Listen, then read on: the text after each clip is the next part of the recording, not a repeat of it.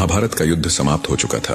अर्जुन के मन में एक गलत धारणा घर कर गई थी कि वे श्री कृष्ण के सबसे प्रिय भक्त हैं। वे सोचते, कान्हा ने मेरा रथ चलाया, युद्ध में मेरे साथ रहे, इसका मतलब मैं ही उनका सबसे बड़ा भक्त हूँ। इस अहंकार में वे भूल गए कि वे तो केवल भगवान के धर्म स्थापना का एक साधन थे।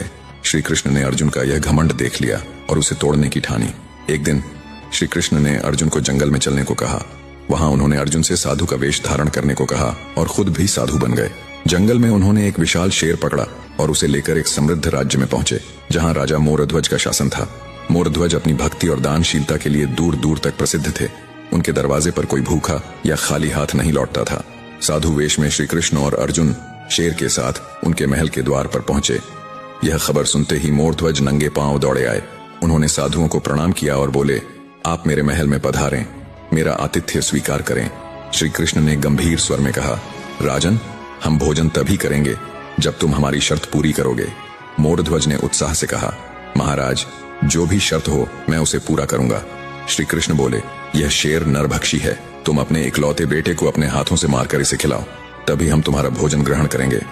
यह सुनकर मोरध्वज के चेहरे पर सन्नाटा छा गया। उनका 3 साल का बेटा रत्न कुंवर उनकी जान था।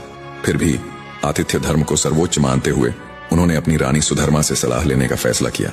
रानी के पास पहुंचे तो उनका उदास चेहरा देख रानी ने पूछा, स्वामी, क्या बात है? मोरध्वज ने साधुओं की शर्त बताई। रानी की आंखों में आंसू आ गए, पर वह बोली, स्वामी, अतिथि का आदर हमारा धर्म है, मैं अपने बेटे को भी इसके लिए दे सकती हूँ। साधुओं को महल में लाइए। बने रहे अगले भाग के लिए।